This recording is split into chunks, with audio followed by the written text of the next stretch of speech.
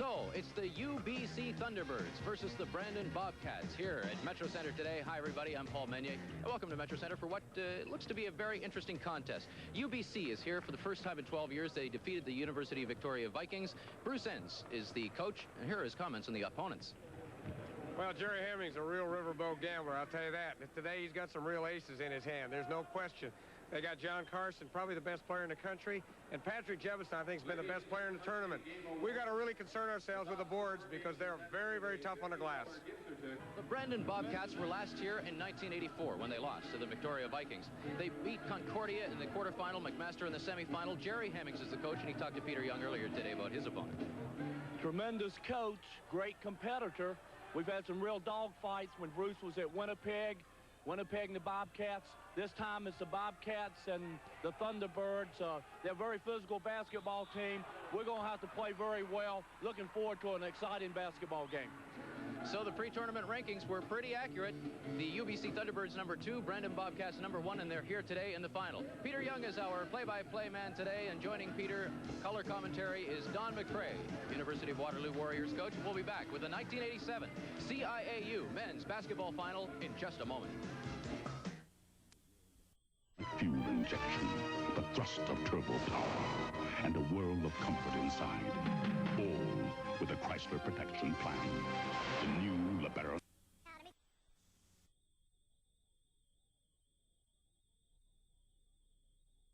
Marvelous games to get here. The 1 and 2 seeds are here for our championship game. I'm excited about the fact that it's Bruce Enns against Jerry Hemmings. They had a decade of battles in Manitoba and GPAC conference, and they're going at it here in the national championship. Well, they won't fool each other, but there are real study in differences, and I think we can get to it throughout the basketball game. They won't fool each other, but the fans will be interested. All right, we're looking forward to an outstanding game here today. The CIAU men's basketball championships continue right after this. See what's new, see what's now. See Home Expressions 87 Wednesday through Sunday at the Convention Center. This year, Capital Lumber features Lunenburg, an easy-to-build A-frame cabin set up right inside the Convention Center. Whether you're building or remodeling, see the home and cottage experts at Capital Lumber. We've got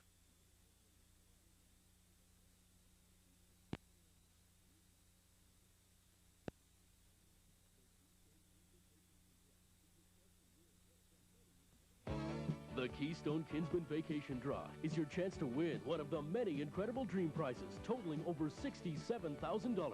First prize, this luxurious 87 Triple E Regency motorhome from Piccadilly Trailer Sales. Second prize, this 87 Bayliner boat package, courtesy of CDC Home and Leisure. Draw to be held July 1st. Plus, 5 early bird draws with prizes including a trip for 2 to Mazatlan, Mexico, and 4 trips for 2 to Las Vegas from Uniglobe Travel. You could win one of the 2 $1,000 cash prizes or a $1,000 diamond ring from Zeke's Jewelers. The number of tickets are limited, and application forms must be sent to get in on the action. Forms are available at all prize sponsors and various venues throughout the city. Remember, only 2,500 tickets will be issued, so apply now. Tickets are $50 and are eligible for all prizes. Check application for details. The Keystone Kinsman Vacation Draw, sponsored by the Keystone Kinsman Club. Lottery license number 16709. Development of the UBC Thunderbird could be young developing teams versus the really mature skilled athletes in Brandon, and sometimes the maturity will show through in a championship game. Sometimes youth prevails. It's a study of underdog, and in terms of UBC's youth and real veteran play from the Brandon team. I think on Brandon, of course, Johnny Carson, the veteran, playing his last game with the Bobcats. 5 years he's been there. He's been the most outstanding player in the CIAU once already, and if he's hot, he can be the determining factor in a ball game. I think he's the first problem for the UBC Thunderbirds. Way back in November when they played, UBC won 89-82 in an exhibition game in Manitoba in the championship. And at that time, UBC were playing with 3 big fellas. They're down to 3 small guards, and so the matchup on John Carson, who's really like a forward, is probably going to fall onto Alan Lalonde or Paul Johansson. And it might be a mismatch, although Johansson's got great experience. All right, we'll get into the actual intricacies of what types of offenses and defenses they're running, but just very quickly, in layman's terms, what do you look forward early in this ball game for their style? Well, it's really a contrast in styles, and Brandon, with great quickness, will play very deliberate. And the UBC Thunderbirds play a kind of a concept game where they work with space together. Johnny Carson up, and he starts the ball game for the Brandon Bobcats with the first 2 points. Great start for Brandon. UBC working the ball back up court. Aaron Point with the bandage on his hand, actually playing with a broken left hand. It will have to be operated on as soon as they get back to British Columbia in the off-season. But that could hamper his abilities on the boards. Despite that, he's their strongest, toughest kid, and they're going to need him for the whole night because, as Bruce Enns pointed out at the top of the show, the rebounding game is going to be a big factor here. Brandon will jump all day, and at the end of the game, they'll be jumping better than they started. They need Point. And the tallest man for UBC on the floor right now is the youngest in the game. Number 40, Mike Clark, only 17 years old, as well as J.D. Jackson, who plays for UBC. So that tells you these kids are 1 year out of high school ball. Bruce Enns says still growing. He's 6'8" now. Think of what he's going to be when he stops. Very deliberate play by Brandon. They're using the whole clock. Underneath, and Whitney Dabney was fouled down there. He's 6'8", and he's an American, an extremely hidden talent there. When we look at Jefferson, number 44, and John Carson, Whitney Dabney is the fella that I'm not sure that UBC can match up with. Well, he's from New Orleans and had some experience in the Green Wave of Tulane's program, and therefore he could be a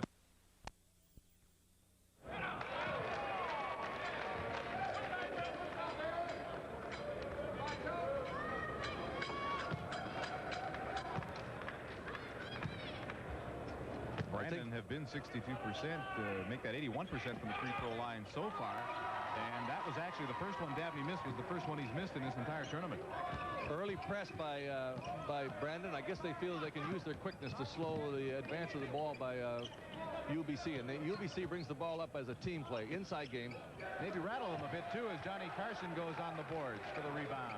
Whitney Dabney setting up underneath. And Courtney Bailey, the court general, puts it up.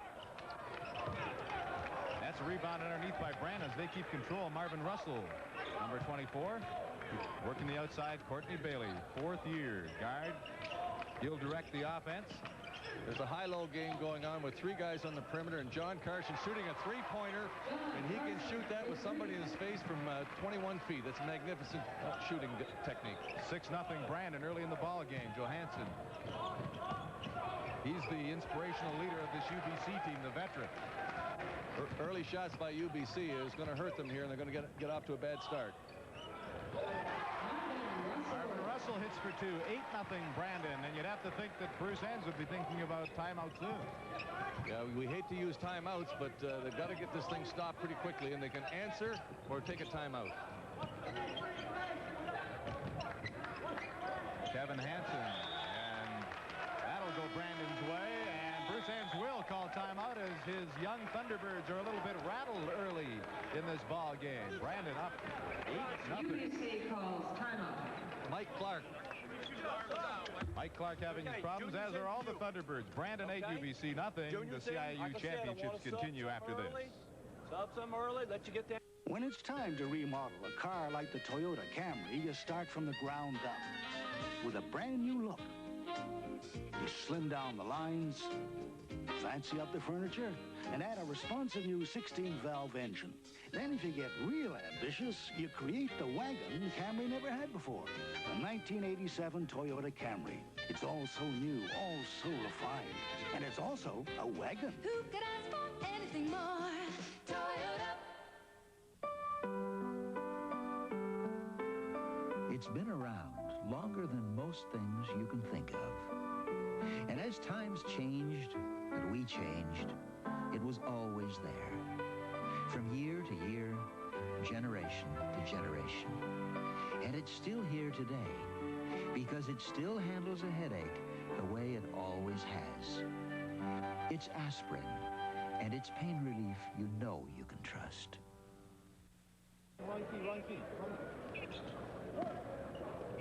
Bruce Enns and his UBC Thunderbirds in some problems right now because the Brandon Bobcats lead 8-0 here in the CIAU basketball championship game. Johnny Carson hot early for Brandon. Underneath Whitney Dabney, and usually that's a gift 2 points. Junior Alexander goes up. Dabney fouled underneath by Alan Lalonde, but usually that's automatic when Dabney goes up like that, Don, and somebody that big, you usually expect him to slam it home. more important than that is that Brandon's ability to keep the ball alive. They're either going to score or going to draw fouls. They haven't lost a rebound either board, I don't think, so far this ballgame. Mind you, we're only 3 minutes in. People will watch Brandon setting up with 3 guards and 2 centers in the inside, and they play a little high-low game from the high post down to the guy down near the basket. Good defense by Point. What do you think is Jerry Hemming's philosophy is putting Junior Alexander in this early? Usually Junior doesn't see that much court time early on. Well, I think a really good start they have, and they can rotate some players in and get the jitters off, and then he's got his bench moving. Great play here by Hansen. Hansen's number 20.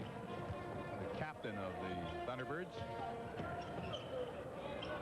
Well, they finally get some points on the board. Aaron Point puts 2 points in, and it's 8-2, Brandon. He's the one player who has showed no intimidation at either end of the floor. He's ready to go here. Johnny Carson puts it up underneath. Marvin Russell can't put it in. He does come out with the basketball, however.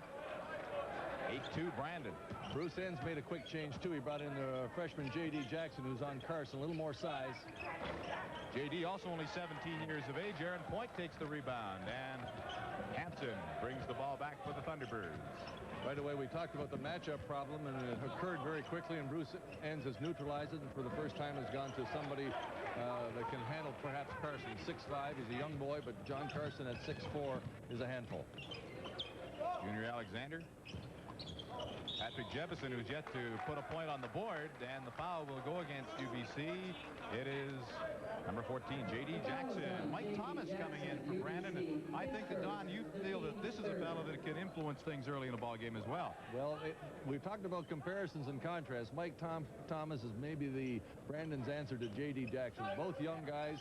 They can light this place up or they can self-destruct. And Hemmings is anxious to get him in. We have an isolate game going on right now, in which is one player down and close, and the people are on the perimeter. But back to Thomas, he's the fellow that can just explode out here. He's number 22 in the white jersey. It was number 22 in the blue that puts it up there. Paul Johansson, 6'3" guard from Kelowna, and it's a 4-point lead for Brandon, 8-4. Now let's watch the deliberate setup here by Brandon. 4 players on one side. They're isolating Jefferson inside. Almost got it. Nice defense and a help defense by Bailey. Aaron Point gets his hand in there early. J.D. Jackson with the shot. The left-hander goes up, puts it up again. Ball won't fall, but rebounding effectively is Point. And it's a 2-point ball game at 8-6. First positive offensive trip for Enns. They got some second shots. They got the shot they wanted, and they got great follow by Point. Those of you who don't follow CIAU basketball too closely, Bruce Enns just at UBC for 2 years now as the head coach after more than a decade at the University of Winnipeg. Jefferson puts in his first 2, 10-6 the score. Enns and Jerry Hemmings both over a decade of competition against each other in GPAC. And GPAC, by the way, ceases to exist next year, Don, as Canada West takes over basketball as they've done in hockey. Well, we'll see. I'll get back to that. A young fellow that attacked the basket there, and they went up and just smothered him, but we got a good call. He's going to the line. As long as Mike Clark will attack in that manner and not be intimidated by the mature play, UBC is going to be in this ball game for a long, long time. Look how young that young fella is. No 17 years old. He's grown 1 inch this year. At 6'8" is what our graphics say, but I think Bruce Enns says he's now 6'9". Unbelievable. Comes from Kelowna Secondary School, and they deserve many kudos from Bruce Enns in his recruiting because he picked up Alan Lalonde, an 18-year-old from that high school last year, as well as the youngster Clark. The player who just came in on the floor for UBC is Ken Scott, and he's the fellow that's come off the bench because UBC doesn't have one of their great centers, Christensen, who's out with mono, and this fellow came from nowhere. They pick out a star every year, and who got Tim Hansen on the break, and he shoots early. Chance to tie. Johansson now with the ball, trying to get it back to Hansen. Does. 2-point lead, Brandon. That's young J.D. Jackson, the lefty, puts it up. And Scott, with his first taste at touching the basketball, doesn't come down with the rebound. Well, this Brandon, very, very deliberate basketball team. You'd think they'd be flying up and down the floor with their quickness and speed. They're very deliberate. They think their talent can do a job. Trying to get it inside to Johnny Carson. Off the foot. Jefferson with the ball. That's stolen away from him. Hansen up. And just losing the basketball simply was Scott. He had a great chance and just simply lost it. Down the other end, Jefferson goes up.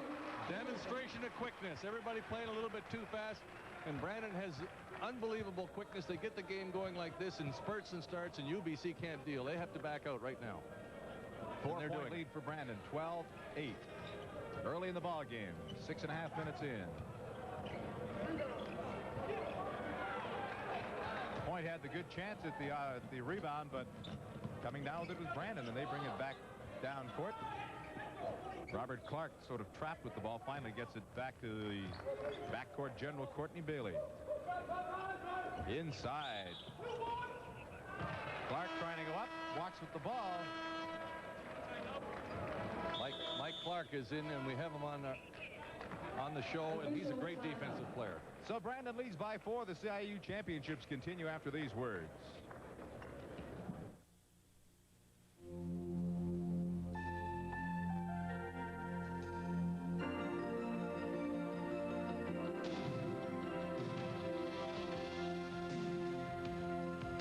There's just one thing that makes someone a winner. Set up here, and Robert Clark has come in and play in the post. Good steal move. He steps up, and he really gets whacked right here. Oh, they called traveling first, so it was blue ball. He got... Jerry Hemmings is trying to hold these fellas. He said he was going to come in and try to low-key the game. It doesn't look very low-key there. Jerry, one of the most animated coaches that you'll see in CIAU basketball, and has been for a number of years at Brandon. Boy, I think he's done a heck of a job. I know I went to the same university as Jerry did when he was recruited by George Berger, who is here as well. George was at Lakehead at that time, and Jerry came in from the Carolinas to play ball at Lakehead, and he's been up in Canada ever since. He's had a great coaching career. Brandon's been in these nationals now six of the last 8 times. They're just a tremendous basketball program. Brandon came up with the rebound, and Scott pushing off with the foul. Some real shooting problems for Hansen here. He's 0 for 4. Jackson's 0 for 3. Reaching over the top on Big Dabney there, and it was an easy call for the officials. But Hansen, who made the shot, hasn't put one in yet, and for him and Jackson to be cold, 7 shots, no points. Yeah, I think that sometimes these fellas in their 5th year are trying to do their best job ever instead of just playing with good rhythm. Up went Johnny Carson. Great double down by 20. And what we mean by a double down, he came down from the guard position and slapped the ball out of Carson's hand and went off his knee out of bounds. It was real good help defense by Hansen. 4-point lead.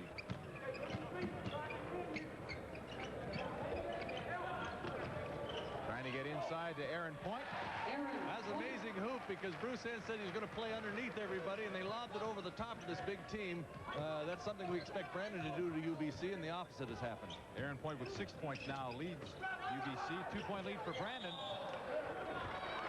Dabney goes to the boards once again and gets fouled on the way up. Yes, Joe Hansen also tried to do what Hansen had done and doubled down and fouled him. Here we see it again right here. Reached in, really didn't have position. Brandon has spread the floor so well that when they had that isolated guy down in close to try to double team, they have to come so far, and they're fouling. 7.5 minutes into the first half. Brandon by 2, 12-10 at this point. This man's only missed 1 free throw in the competition so far. Good touch there. He got 3 rims and dropped it in. 78% free throw for a big fella like that is very good, because these guys are going to be fouled at the end of the game, and here he is 4 for 5, I think. Hit another.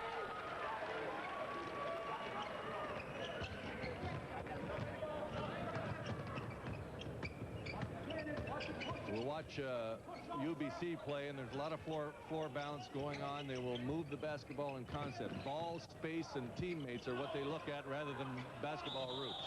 Aaron Point gets the basketball, and Brandon draws the foul. Well, Aaron's doing the job offensively. He's not nearly as big as the Brandon fellas, but he has position, and he's a tough horse in there. You can see the foul.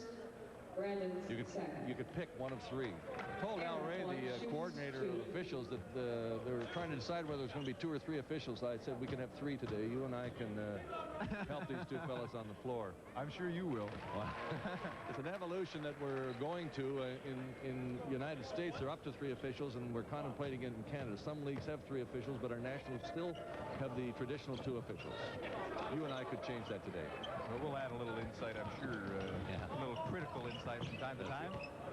Wouldn't be the same if you didn't criticize the referees at some point in the game. Positively. See the spread floor. 1 man down on the block. Patrick Jebison inside. A little mark underneath the basket we call the block. It's the low post position, and we get the big guys down there and clear everybody away. We call that an isolate. Jebison now with 6 for Brandon. That's a kick ball, and our referee just signaled a big circular action over his head, and that means a reset of the clock. The 30-second clock for some of the new basketball viewers is one of the numerous rules that have come into the CIAU over the last 10 years. We'll talk about them as we go along. Well, I think one of the benefits of that is it keeps the game moving. You don't see those defensive standoffs, and people come to the basketball games to see the ball go in the hoop, and I think that's what the 30-second clock Well, helps. the fans like it. We coaches, we're still trying to decide, because you can play awfully quickly, sometimes out of control. Dabney feeds off to the corner. 3-pointer for Robert Clark.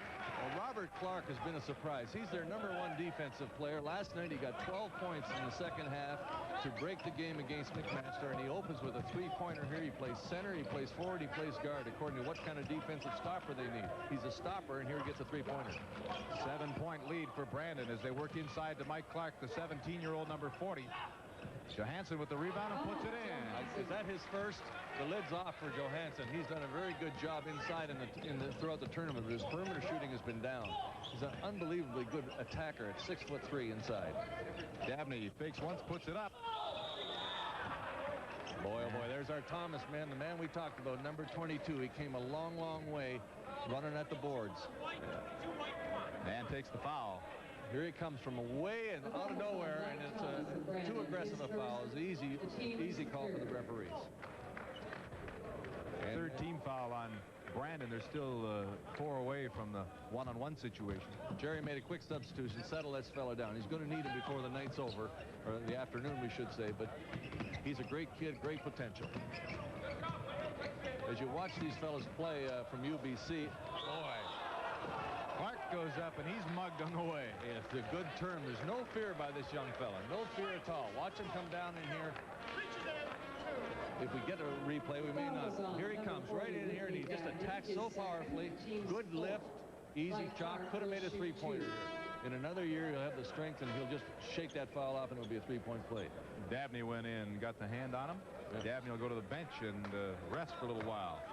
I think that maybe we'll see the versatility of Clark now for Brandon, number 34. He'll probably end up playing center. 3 for 3 from the line. Clark. Not bad composure for a 17-year-old. Tremendous. And they get the lawn with the rebound and then walks with the ball. Yeah, a series of pump fakes, and he shuffled his feet. Brandon leads 18-14. 10 minutes into the first half. Canadian College Basketball Championship. Peter Young along with they Tom have Clark McRae. down on the baseline. They brought him back out. They dropped Carson into the post now. That's Johnny C. underneath with the basketball, puts it in. Now, see, that was almost the same play as we had down at the other end of the floor, but the strength of Carson, he shook off the bump and made the easy hoop. Carson with 7 points now. Brandon up 20-14. Canadian national team member Paul Johansson. The big rebounding game of Brandon shows up on all these fouls. UBC's game, but Jebison in a beautiful position there. And we'll see if we got a chance to see him coming down with the basketball. Didn't have it, but he's just got great position. And not a very good foul, really, by UBC. We're getting in a position here to relieve some contact. Brandon's up by 6 with possession. Courtney Bailey works it in to Johnny Carson. The back out to Bailey for the three-point try, and that's rebounded by Aaron Point. The best player so far for UBC has been Aaron Point, playing with a broken hand. It's amazing. Bruce Enns was telling me last night that it affects him on the boards, not his shooting, but it affects him when he goes to the boards, and he said he'll fumble the odd ball on the boards because of that. A lot of rooting around and down the low block there. He pushed them out, and I think that the foul might have gone the other way. The foul is on number 44. Carson's trying to determine that he should be spending a little bit of time with this referee. Lalonde puts it up, doesn't drop. Brandon still leads by 6.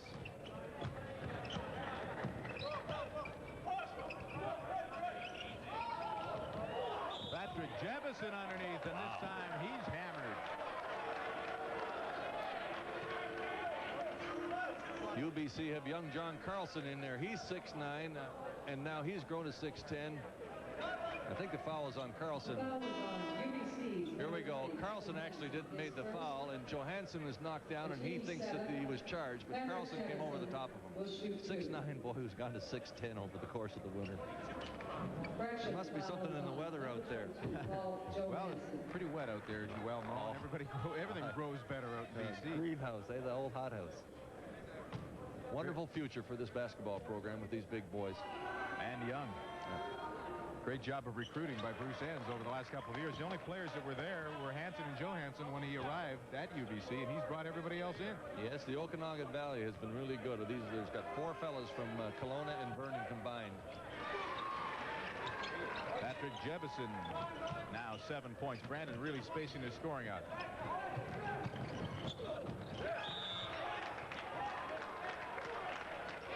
Brandon with a 7-point lead, 21-14 championship game of Canadian college basketball.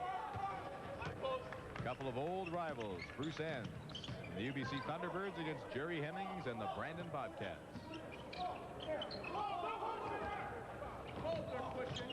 Johnny Carson can't hang on.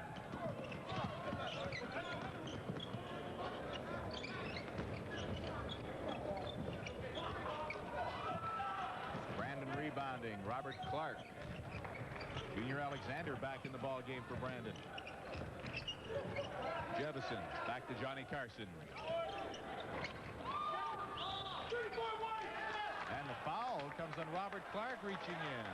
Rather innocent-looking situation. Yeah, there's good things and bad things happening to Brandon. They've got the floor spread out, and they're getting their shots, but they've got to come a long, long way to the glass, and that was another foul from coming over the top by Clark. Mike Thomas comes into the ball game, replacing Robert Clark. Now here's a press break here, and we'll see that UBC comes up in a team break.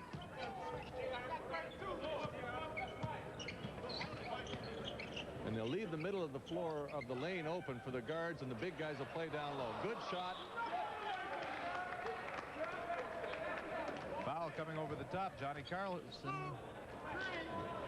Only been in the ball game for about a minute and a half. He's drawn 2 fouls. I can't get over the fact that this guy can come in here and replace Clark and just play with great nerve. And the first bonus situation at the free throw line. Johnny Carson shooting 1-1. I'm sure that he'd like to go out in style. Don, here's a guy that's done a lot for basketball in the Brandon area. Let me tell you, he's developed quite an interest. He was one of the first ones to be the superstar for the Bobcats, and quite a following across southern Manitoba. Jerry was worried that maybe he'd come out and try to have his career, and it was one of the first things he was going to look at. And he would pull him early if he felt he had to settle down, but he's slid right in here with great rhythm. Junior Alexander controlling. Get it into Jefferson inside. He walked with the ball. Yeah, that's the size of UBC. A little intimidation, and Jefferson felt he had to make some fakes and shuffled his feet.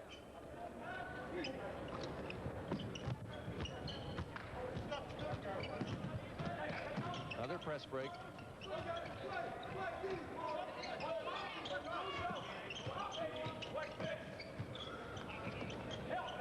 Brandon leading 22-14. Lalonde puts it up. And UBC maintains possession. I'm I'm impressed that UBC have hung in here. They really haven't had much control of this basketball game. It's been Brandon's control at both ends. Watch this press break. It's a team break, and each player is trying to look for some space on the floor. Some teams press break by bringing one guy up the basketball floor and dribbling. Not UBC. It's a team break. Brandon right now a dismal 5 for 23 from the floor. I make that UBC rather.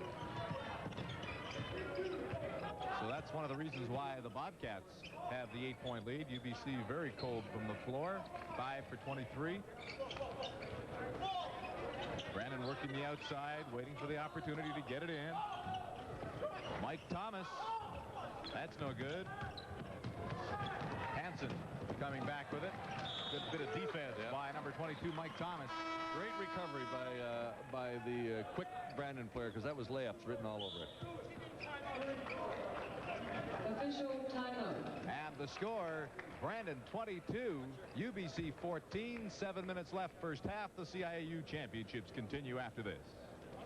Any shooting stats? The essence of bobsledding.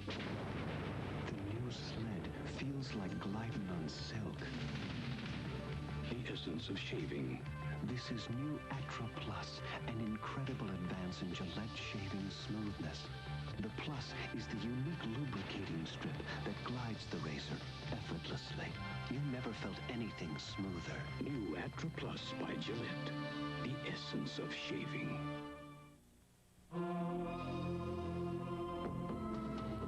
The winds of change are blowing at today's Chevrolet. 1988 Chevrolet Corsica. The smoothest Chevrolet sedan ever built for the way you drive today. Today's Chevrolet Corsica.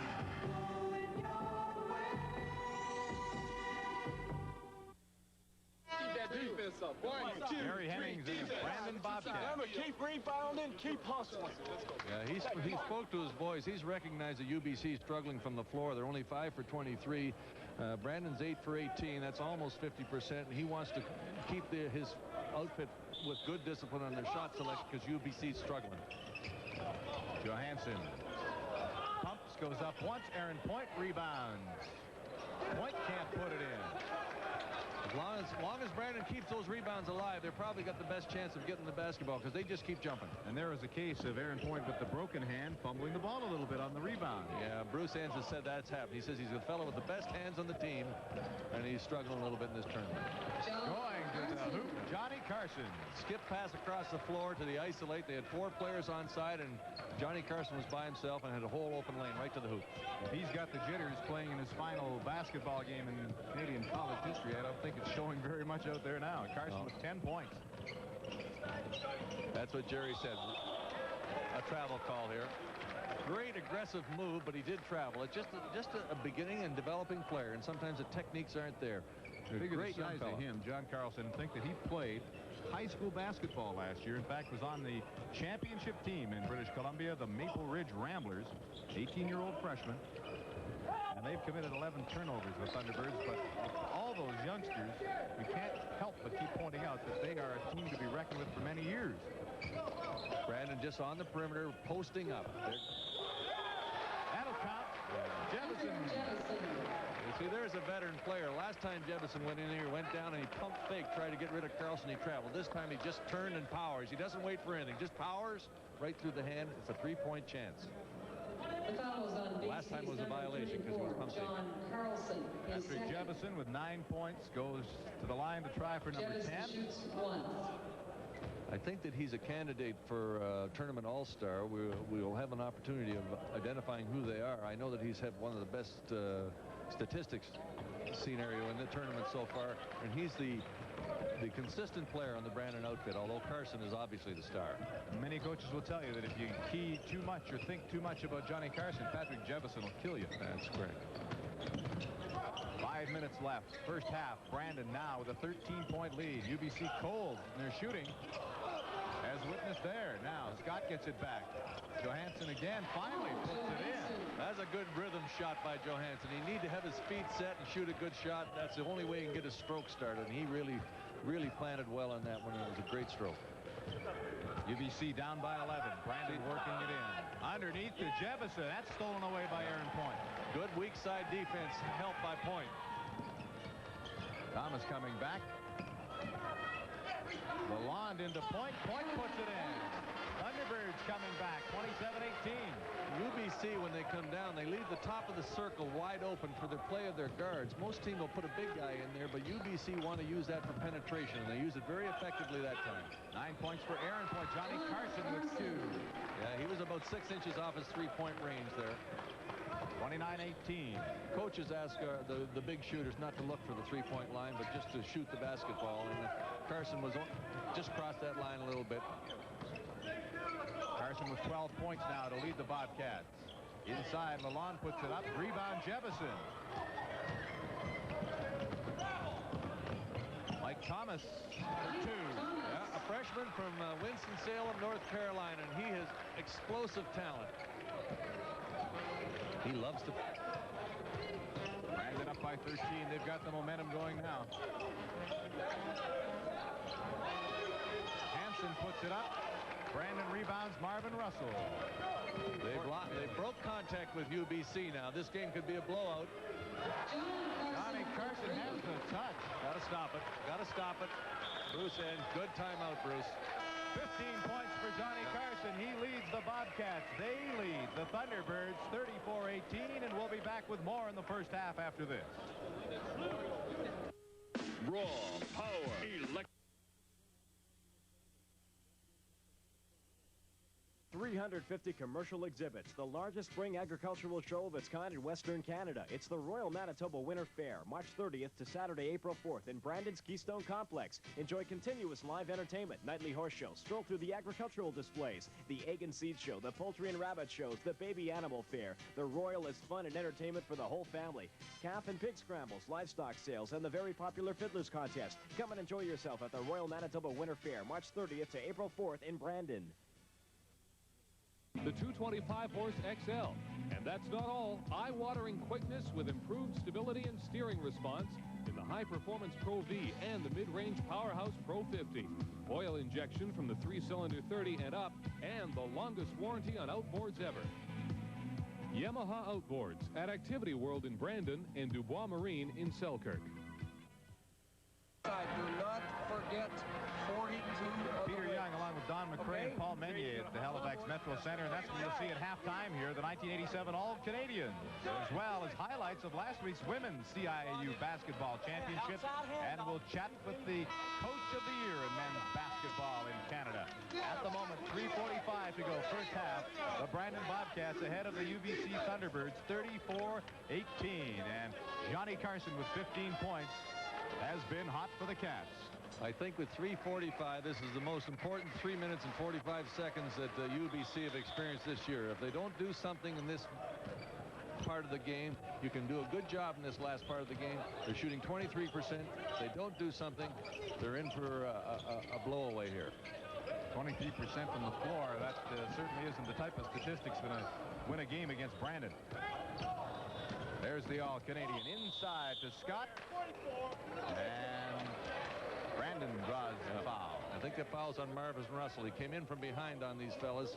And this is a way to get back in the game. Shoot the free throws. It's not spectacular. I think it's going to be on Jebison. No, he was pushed from behind, I think. No, they called Jebison. Oh, that's a key foul. That's a key foul. They're going to lift Jebison. Now he's got to come out of the ballgame. But here comes Mr. Versatility in here. Clark has really done a great job. He played forward, he played guard, and now Mike is going to play center, number 40. Ken Scott at the line. Shooting free throws, quiets the game down, has a chance to break Brandon's momentum. The man who shot the 2 free throws, Kenny Scott, 19 years old. He's already in his 3rd year of a science program, and he's on an academic scholarship, not a sports scholarship at UBC. The objective for UBC is to try to get this thing down to single digits in terms of differences. They're down by 14 now. They go out in single digits. They'll feel that they've done all right.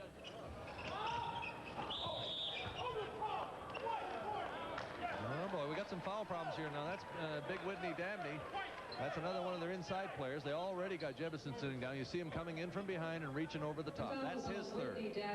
His third. So Brandon comes all the way in from behind, pushing over the top. It's an easy call for the referees. Brandon now with 2 players in foul trouble. Now we're going to find out about our young man, Thomas. Jackson shoots 1 and 1. They'll be taking Dabney out, and here comes Thomas in, and he may play center. Now, this is a freshman who mainly plays on the perimeter. They're going to put him inside and see if they can get through these 3 minutes. Well, let's find out what he can do. J.D. Jackson finally gets his first point for one of the keys of their offense. For that to come 17 minutes into the ball game, you know they've been having some problems. Now, Brandon with very little height on the floor.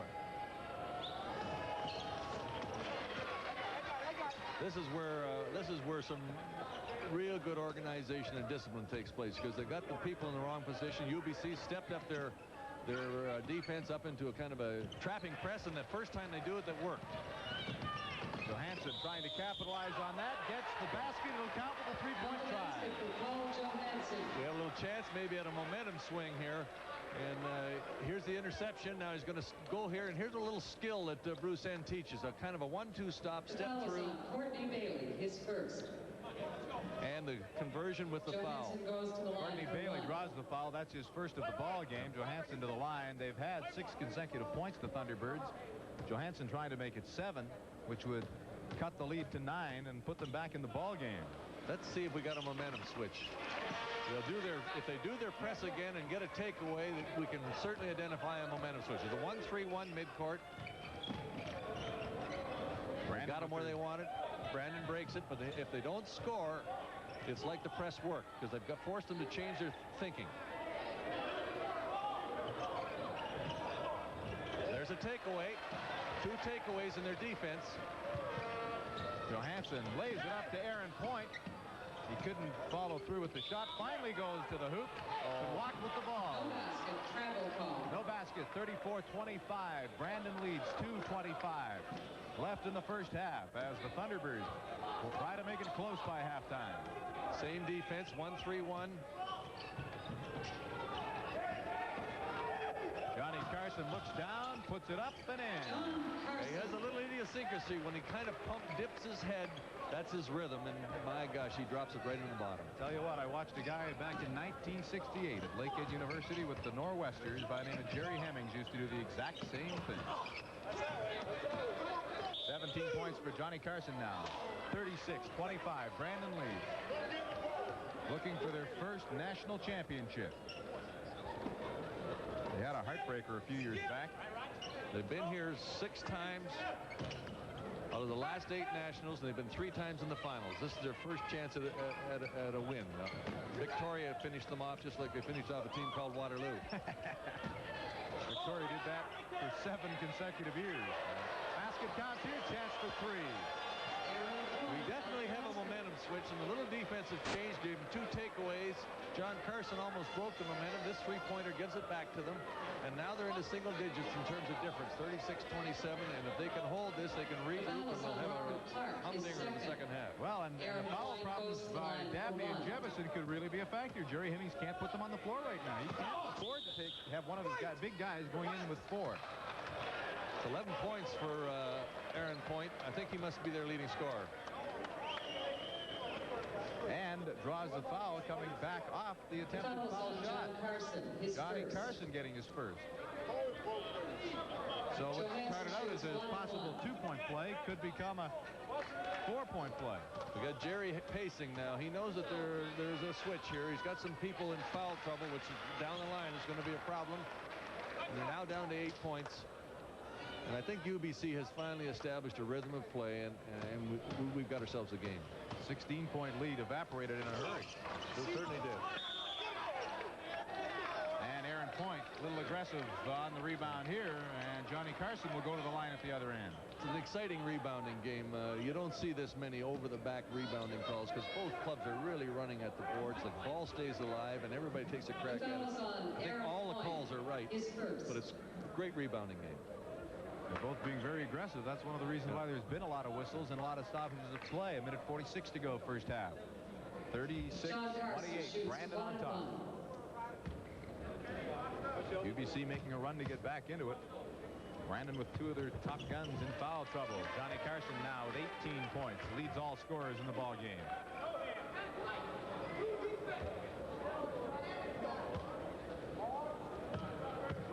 Huntersville, North Carolina. Now calls Brandon home and says he's going to stay there. Big break here. Missed the free throw, gained possession. Little stack opening. Jerry Hemmings, you can hear yelling in the background, use the clock. They're only down to 19 seconds on the shot clock. He wants them to use as much as he can before they put it up. Not a good choice. Not a good choice. Well, the rookie again. There you go. Indecision. Then he decided to shoot. He didn't have any setup on it. Johansson trying to get UBC underneath to Scott. Nice shot. Oh, this fella's a story in himself. Instant hero after languishing on the bench because of Christensen. Out he comes and becomes a tremendous basketball player in the home stretch here. That's his first basket from the floor. Been to the line already or 2. And UBC now with a chance to pull to within 5. Don't forget they were down 16. Lalonde inside, and UBC maintains possession. So with 48 seconds to go, 37-30, Brandon leading. They had a 16-point lead just 2 minutes ago. You could shoot quick and get 2 trips here or use the clock. Well, Lalonde just whacks it off the bottom of the backboard. Into the game for UBC comes 18-year-old freshman John Carlson, all 6'9" of them. Good substitution because point there, we don't want to get him into foul trouble as a UBC team if we want to come back here and let this guy Carlson finish off the 37 seconds. Brandon trying to get one more before halftime. They lead by 7. Big bump there. They bumped him out in the backcourt. Johansson tried to draw one. Nobody fell for it, except Johansson. Johnny Carson, that one's blocked by J.D. Jackson. That might be the first one I've ever seen blocked by Carson out that far. And Thomas almost takes it right back away. Johansson now trying to set up. 14 seconds left. Shot clocks have gone out. They leave the middle of the lane open. 6 seconds left. The shot clocks have gone out on us. 2 seconds left. Throwing it up. Gave it a chance. Gave it a chance. 37-30 will be the score at halftime. The Brandon Bobcats see a 16-point lead evaporate to 7, and we could be in for a barn burner of a second half.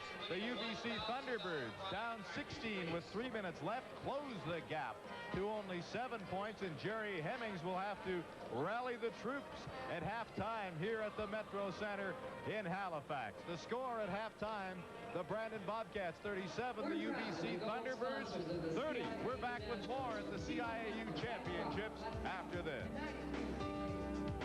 There is a difference when you shop a true superstore.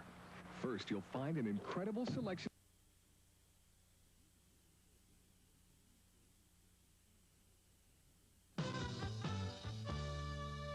Looking for a little dinner time inspiration? Then come on in to the Rollin' Pin Family Restaurant. Enjoy a feast of fantastic food in a comfortable family atmosphere. You'll love the old favorites like a burger and fries or soup and sandwich, or try their taste-tempting specialties like the seaside or pancakes and omelets. There are meals for big appetites or for calorie watchers, and a children's menu for little Rollin' Pin people too. So come on in to the Rollin' Pin for a little dinner time inspiration. Edge you've never seen before. Want to know how long it's going to take you to die? I'll give you a hint. Thinking days. Heat. Now playing at select theaters near you, parental accompaniment, brutal violence.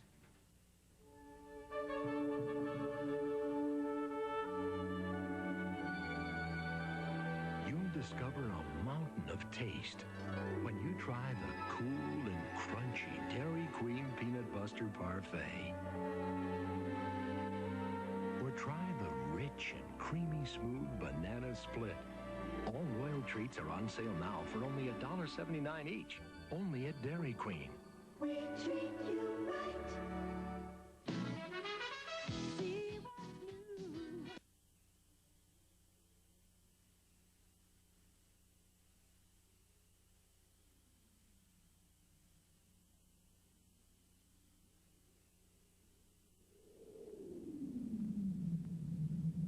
the dawn of time, getting the most out of your advertising dollar was not a big consideration. As man progressed, the newspaper filled his early ad needs. But mankind continued to evolve, and soon the newspaper simply just wasn't the results medium it once was. The newspaper, filled with expensive advertising, waiting to be seen, hoping to be read. There is, of course, an additional approach. Television, a powerful advertising tool, effectively giving life to your advertising message. The average Canadian spends 3 hours and 32 minutes a day with TV, but a mere 33 minutes with newspapers. Television means business. Call CKX Television Sales today at 728-1150. That's 728-1150. Third straight All-Canadian accolade Wednesday night. He has another year of eligibility, maybe number 4 next year. John Carson, last year's MVP, is an All-Canadian for the 5th consecutive year. The 6'4" Brandon Bobcat forward averaged 23.3 points per game. Laurentian University counts on forward Jeff McKibben to get the job done, averaging 19.6 points and 11.4 rebounds per game. You'd have to say he performs up to expectations and is worthy of first-team All-Canadian honors. Finally, University of Regina third-year art student Chris Bigler, averaging 23.1 points per game. Bigler finished second in GPAC scoring. He was the third best rebounder. The crowning glory came later in the evening as Bigler, already named to the Dream Team, received the Mike Moser Award as the outstanding men's basketball player in the nation. The University of Alberta Golden Bears had their best season of the decade in 1986-87. That achievement garnered U of A's Don Horwood Coach of the Year honors. And that's the first team All-Canadians. Let's take a look at the second team All-Canadians, led by Peter Morris of Acadia University, averaged 20.4 points per game. Acadia had a 16-2 record. They were upset by the St. Mary's University's Huskies in the semifinals of the AUAA, so Peter Morris not here this weekend. Kyle Gale of X. Last year, he broke X's all-time assist mark. He is a 2-time AUAA first All-Star. Kyle Gale, talented point guard for St. Francis Xavier X-Men. It's Craig Norman of Concordia Stingers, the third member of the second team Dream Team. He had 24.3 points per game this season. Paul Boyce of the Waterloo Warriors. This is his last year with Waterloo. He had 16 records that he either tied or held for the Waterloo Warriors. And Joey Vickery, Westman, with 5'10" guard. He led the GPAC Rookie of the Year 1985-86. We're coming back with the ladies' final, played last week in Quebec.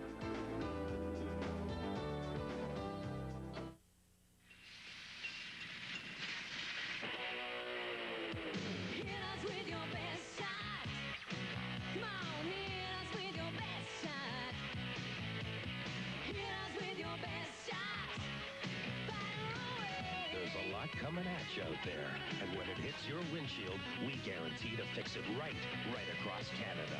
Standard Auto Glass. Hit us with your best shot. Fire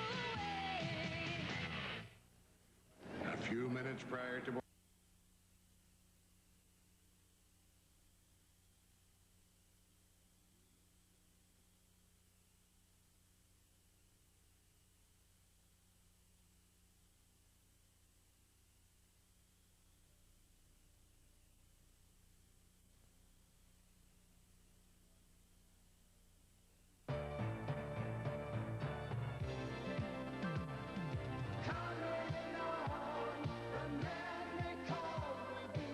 terrific. It really makes the mind wonder. I thought it was real good. I'd go see it again anytime. Dynamically different. Ravine, a tour de force of entertainment. You'll never forget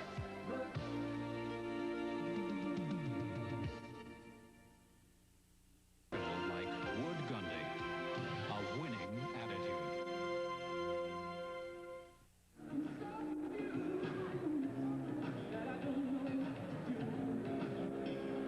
We're live back at Metro Center in Halifax, where the Brandon Bobcats have a 7-point lead at the half ahead of the UBC Thunderbirds by a score of 37-30.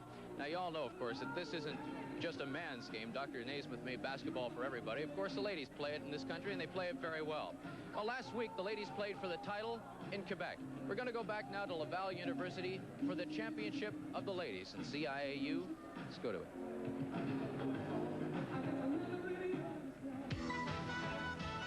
The CIAU women women's championships were staged at Laval University in Quebec City and featured the #1 Laurentian Lady Bees against #2 Victoria Bobcats. The favorite squad from Sudbury led early in the ballgame thanks to the inside shooting of #10, Ann Reams. This bucket puts Laurentian ahead 27-26, but Victoria stayed close. In fact, it was tied 27-all just before halftime when #23 Carol Hamilton hits with the jumper. Laurentian led 29-27, and Coach Peter Ennis says we're #1, at least at halftime. Now second half action. The Lady Bees work the ball out from the corner to Ann Reams, and she puts them up by 4 points to make it 33-29. But Victoria coach Kathy Shields says, what's going on, gang? Their pep talk seemed to work. #15, Lori Clark, one of the best in Canada, hits from the corner, and the Bobcats led for the first time 44-43. Late in the ball game, it's the free throw line that decides the outcome. Carol Hamilton puts in 2 to put Laurentian up 52-48, but Victoria fights right back. Game star Janet Fowler goes to the hoop, gets fouled. The three-point play would cut the Laurentian lead to 1 point. Then with 1 minute left, Fowler again would draw the foul. This time the foul on Ann Reams. She will make both free throws, and Kathy Shields has her 5th CIAU championship after the free throw. Victoria wins it 54-52. Close game last week at Laval University in Quebec for the ladies' title. And as this close game shaping up here at Metro Center in Halifax, the Brandon Bobcats came on strong. Johnny Carson scoring the first 2 points of the game. And then the UBC Thunderbirds started coming on late in the game. They were down by 16 at one point. Now it's only a 7-point margin. Score is 37-30 in the halftime. Brandon Bobcats coming back looking for their first title. And we'll be back with the Coach of the Year, Don Horwood, Peter Young, Don McRae, coming up right after this. Hi, Ron Thomas here at McNaught Pontiac Buick Cadillac. I'd like to invite you to come in and warm up to our midwinter sale. If you buy a new or used car or truck at McNaught, we'll pay your basic auto pack or apply it against the sales tax. We can only present this offer for a limited time, so hurry into our midwinter sale. Remember, our service department is open weekdays until midnight. The little cheaper dealer does it again.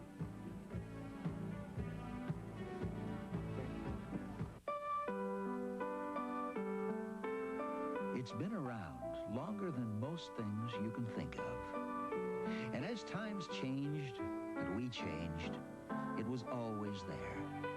From year to year, generation to generation. And it's still here today because it still handles a headache the way it always has. It's aspirin, and it's pain relief you know you can trust.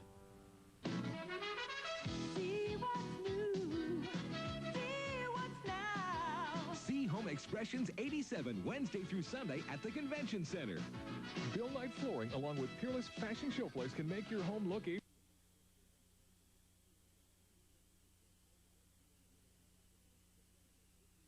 The 50th anniversary celebration is on now at R.D. Ramsey, your full-line GM dealer in Carberry. To celebrate 50 years of serving you, their valued customers, they're offering excellent buys on their entire line of new cars and trucks. Some featured buys include this 86 Pontiac 6000 wagon, or they have this 87 S10 pickup. Or for luxury, test drive this 87 Olds 88. Come in and talk a deal with Brian Ramsey, or see salesman Bill McCreath, or Bob Ramsey for a great deal during the 50th anniversary celebration at R.D. Ramsey Limited in Carberry. Congratulations, a great honor. Thank you very much, Paul. I take it as an honor because it's a reflection on how hard our kids worked on the floor throughout the year, and they did such a super job that the other coaches were impressed, and they were willing to vote for me as Coach of the Year, and that's obviously a very nice honor. Pretty good ball game here, too. Well, you know, I thought UBC came out really, really tentative. They've played so well for the last 9 or 10 games. They really looked super in the two previous games. They were really tentative early in the game. It's going to be I thought they kept the score close, and I thought they had a chance at it. Then they slipped away, and it got down 16, and now they've come back, and I think they're still very much in it. But I think the next 5 minutes is going to be very key. We're going to bring another one of your coaching cohorts who's been working with us, Don McRae, into the conversation. And the two Dons, this week, everybody realizes what's going on here at the Convention Center on the floor, but you guys were involved in some pretty serious meetings throughout the week, I understand, as well. Well, every year we try to see if we can revise, improve the championships, the selection process, and I'd like to ask Don what he thought maybe of our 8-team plus a wild card tournament selection rather than just letting the top 10 committee select it. Well, of course, I think it's a really encouraging way for us to go. What we've decided here at the meetings, Don, is to go with the 6 conference winners as we've had this year, and then go with 2 separate wild card tournaments, one in the West and one in the East. I think that's really positive. Well, that's a step almost like the National Football League, the way that they do it, and I think that there's not much more fair way of doing it. And I look at right here today, we have the top 2 teams in the country playing. We had the top 4 in the semifinals, so this year's system didn't work that bad either. No, congratulations on the Coach of the Year honors, and best of luck next season at Alberta. Thank you, Paul. The CIAU Basketball Championships will continue after this. Nothing beats the tar out of a truck like loading up at the end of a job. But Toyota work trucks are built to take it. There's 1-ton and extra cab long bed, both with 3 across seating thanks to an optional column automatic shift. And cargo van with 157 cubic feet of cargo space. Toyota work trucks are built to take it.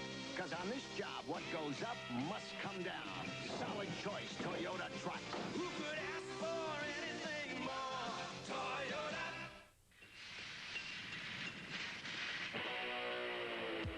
Hit us with your best shot. Come on, hit us with your best shot. Hit us with your best shot. Fire away. There's a lot coming at you out there. And when it hits your windshield, we guarantee to fix it right across Canada. Standard Auto Glass. Hit us with your best shot. Fire away. It's the emergency inventory reduction at Wasks. Has bathing become an uncomfortable and dangerous task? Then let us introduce you to the TubLift 2000. The TubLift 2000 lowers and raises you safely in and out of the bathtub with no help from others. It's easily installed and uses water pressure to operate. No electrical parts. Make the worry and the need of help for bathing a thing of the past. For safe, dependable assistance from TubLift 2000 and other fine leisure lift products, contact Medichair Company, 727-6191. That's 727-6191.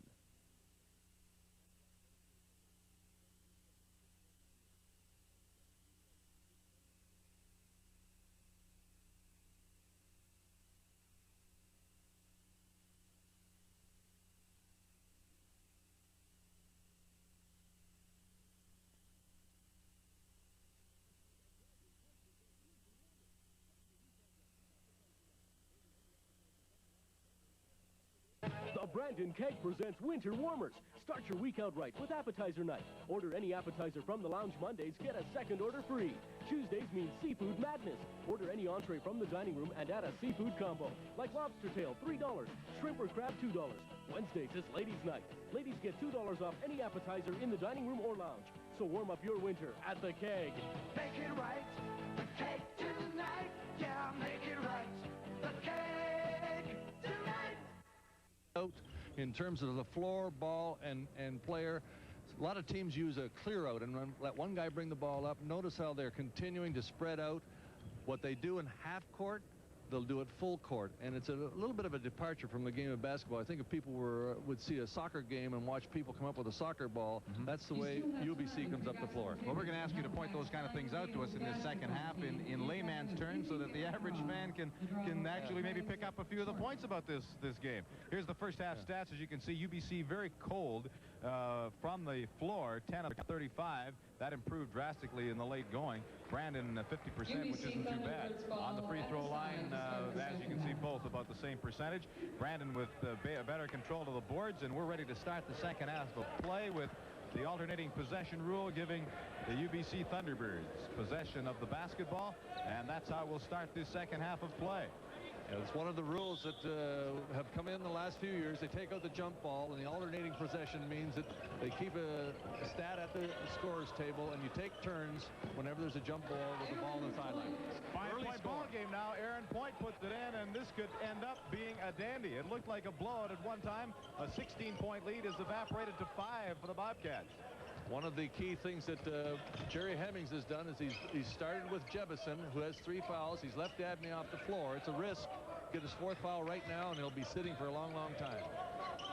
They wouldn't like to see, of course, either of those stars out of the ball game. Johnny Carson drives to the basket, and he draws the foul. I'm sure a fellow like John Carson thinks that with these fellows in foul trouble, he may have to do a lot. He's got to make sure he doesn't overextend himself. And Johnny Carson will go to the line. Yeah, there's a third foul. Wasn't a good foul. If that's on iron point, I think that's his third. Just a little bit of a reach and touch, but it still counts. Point number 54 has been their main man on rebounding, and he's been the guy that has not let Brandon intimidate at all. He's the key person, I think, to keep this game going for UBC. Brandon increased that lead to 7 again. 39-32, very low scoring ball game. We've had a couple in the hundreds here so far this week. We saw what we pointed out in the highlight. They just stepped through 5 players bringing the basketball up. Point playing with the broken hand, has some trouble handling the ball. Brandon rebounds. Courtney Bailey, fourth-year student from Toronto, bringing the ball up. Actually, Jerry Hemmings, you may think he's recruited all from the southern states, but he hasn't. Quite a few of his ball players from Toronto. Well, he's got great connection with the Toronto basketball field. Johnny Carson from what seemed like miles away. That was a 4-pointer, I think. Bobcats leading 39-32. Early second half action for the championship of Canadian college basketball. Despite the 2 quick hoops, nobody has got anything established here in this first couple of minutes. Hansen back to Lalonde. Lalonde trying to get inside, taken away by Carson. And Courtney Bailey brings it back up. I know that fans will be watching coast-to-coast basketball fans, but you can bet there'll be pockets of people in Brandon and in British Columbia who will really be excitedly watching these basketball games. And Bruce Enns asked me to say hi to all the gang at the pit on the UBC campus who'll be sitting there watching the ball game. And also for UBC fans, win or lose, they'll be coming home tomorrow, or make that Monday, on flight CP81, which arrives at Vancouver International at about 12:20 for those who'll be wanting to welcome them home. And there's a welcoming party, win or lose, for those Thunderbirds. Well, that's a great credit to the program, how it's evolved to give faith to these young guys and a chance to win the game, and win or lose, they're going to be well supported. That's a great treat for young college fellas. Victoria controlled, of course, that market for so long, and I think it's really good to see Bruce Enns develop a program so that there's 2 teams on the West Coast now. Oh, I asked Kenny. He wasn't as impressed as the rest of us are. Kenny, of course, being Kenny Shields, the UVic coach who lost a Heartstopper. To miss their chance to come back and defend for the 7th consecutive time. There's John Carson there working on the power game. Bruce Enns looks in here and sees another foul, and I think that we got Mike Clark. Oh, it's only his number 2. I thought maybe John Carson shoots 2. I thought that maybe Clark had his 3rd foul, because he's a key fella other than point. Size is such a factor for UBC to keep their big guys playing against the jumping ability of the Brandon Bobcats. So the 17-year-old will sit while Johnny Carson hits point number 22 for Brandon. No question that he has been the star of the game for the Bobcats, especially with Patrick Jevison saddled by the 3 fouls, taking it very easy. Yeah, it seems to me that Brandon is making sure that ball goes through John Carson's hand every time down. Now, whether he uses it to score, they must give him the basketball so he can make some good choices, because he's their main threat right now. And has, of course, the maturity of the 5 years with Jerry Hemmings at Brandon. Little walking with the ball by Brandon as they have some troubles. Robert Clark, just as he was going out, shuffled the feet a little bit. 8-point Brandon lead. Good pressure defense by UBC. Forced that travel.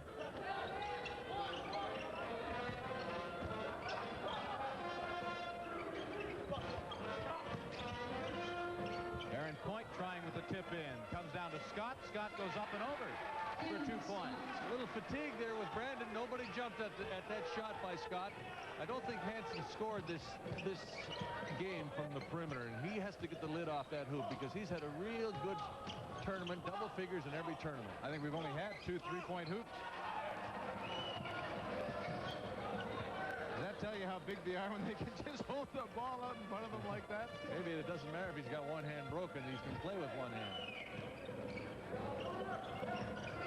Johansson on the outside. The zone for Brandon is down pretty flat. One of the zones that Hemmings uses is a 1-3 with a rover, and I think they're trying to keep Johansson out of the basketball game. It's like a box and one, but there's 3 defenders on the baseline and 1 guy playing Johansson. Mike Thomas had the rebound for Brandon. Courtney Bailey brings it up court. Brandon leading by 6.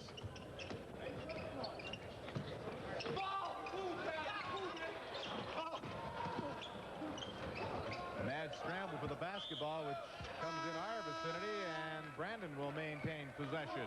Championship quickness on both teams there. That ball was alive and went through 4 hands. Brandon keeps possession.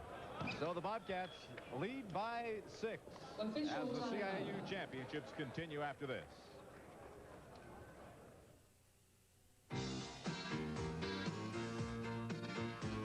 Just when it seemed gray was the only color, just when it seemed now, and rainbows were the look you were trying for. Then along came Tracer. Mercury Tracer, the import that Ford built. Now it's your Mercury dealer. Hey, Tracer. The essence of bobsledding. The new sled feels like gliding on silk. The essence of shaving. This is new Actra Plus, an incredible advance in Gillette shaving smoothness. The Plus is the unique lubricating strip that glides the razor effortlessly. You never felt anything smoother. New Actra Plus by Gillette. The essence of shaving. Johnny and Robert on the back. Brandon Bobcat fans reveling a little early in this one. They had a lead of 16 at one time. Listen, guys, rebound.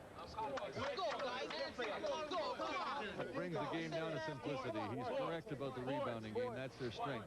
I think they're talking about running a little special defense. We'll see on the first trip down, in which they play a really simple zone of 2 guards and 3 men near the basket, but then they take one of the guards and match him on a good player. Now we'll see that the first trip on defense if they've done that. Brandon goes to offense, however. Whitney Dabney back in the ball game. He's playing with 3 fouls. So is Patrick Jefferson. The man they call CB, Courtney Bailey, working the outside. To Johnny Carson. John Carson. Brandon have made their move. They've got their top 5 players in today that they feel they have today. Their top 5 players are in. They came out and executed really well. They've moved Thomas into their... This would be the unit I think might be there at the end of the game. Dabney's back in. Thomas is in. This is their best unit, and they're going to see if they can take a run for it.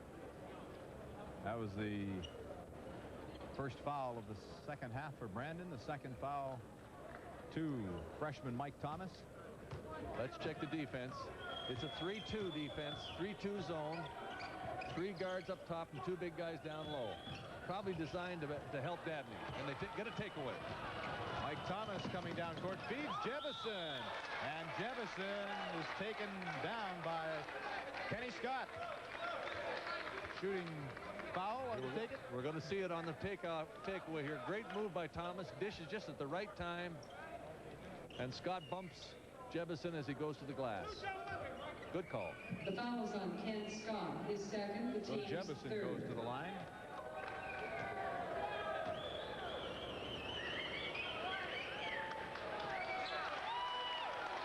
He now has 11 points in the ball game.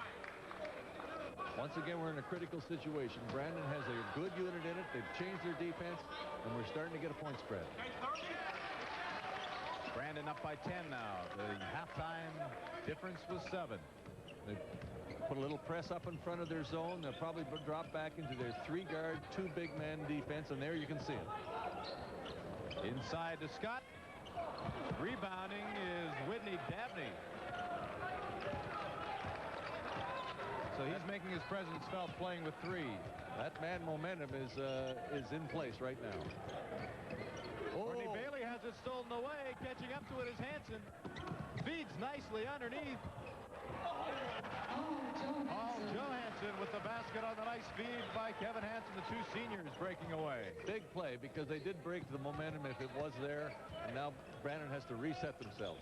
Dabney underneath. Instead of going up, feeds Johnny Carson from the perimeter, and he's hot today. That's that thing. They isolate John Carson on the weak side and put the basketball into the big guy, and you can't find Carson. He's got his 24th point.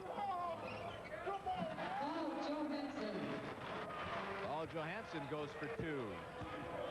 8-point lead for Brandon, 46-38.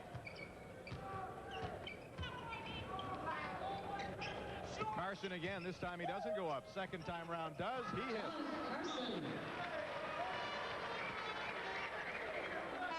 10-point lead. Brandon up, 48-38. Fresh quickness in the backcourt for Brandon as Alexander comes in for Bailey. Johnny Carson now with 28 points. Going out in style. This is his final game in Canadian college ball after 5 great seasons at Brandon. J.D. Jackson with the shot. Carson comes down with the rebound. Question of fatigue. We should be entering into this game. It's the 3rd game in 3 days. Will the young bodies fail, or will the more mature bodies get tired? My hunch is that the mature bodies can stand the fatigue. J.D. Jackson has really been cold for UBC. Mike Thomas hits from the perimeter. 50-38, 12-point lead again for Brandon. Need a stop here. We need a stop in the game. Junior Alexander in for the Bobcats now.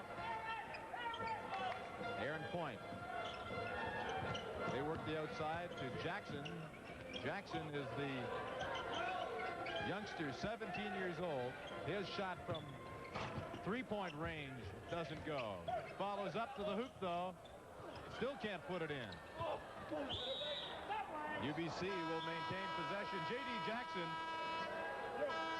his great uncle, Busher Jackson, the super hockey player, NHLer. He's cold right now, though, as are the Thunderbirds. 50-38, the Bobcats lead it.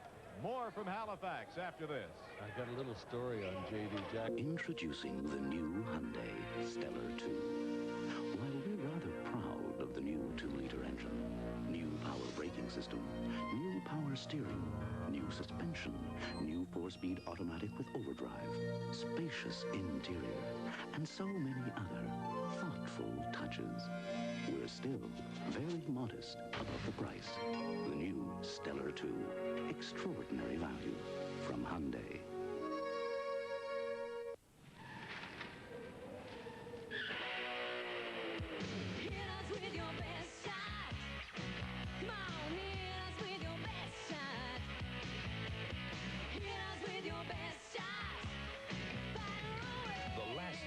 A broken windshield. That's why we'll come to you with our free mobile service backed with a Canada-wide guarantee.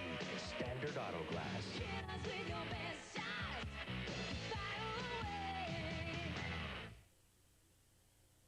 Well, let's run. Kevin, great job. Don't forget, we're covering down on Jefferson, and we've got to put more pressure on the passer. Otherwise, they're going to play volleyball on us all night long. Got to keep pressure on the passer. Okay? Come on, guys. Bruce Ann's not giving up yet. No, that was pretty clear. He had some good terms. And when they meant double down, as the guards out in the backcourt go down on Jefferson, is close to the basket. Volleyball means just a lob game, inside, outside, until they get a clear shot. It was a very clear statement. Bruce Enns told me last night mixed emotions when his team beat his old team last night. They beat the Winnipeg Westmen, where he coached for a decade. And he was over there hugging Will Parker and a couple of the Westmen who finished off their career with that loss last night. Great moments for those two people. Jefferson with the rebound. The Bobcats coming down court. Junior Alexander leading the parade.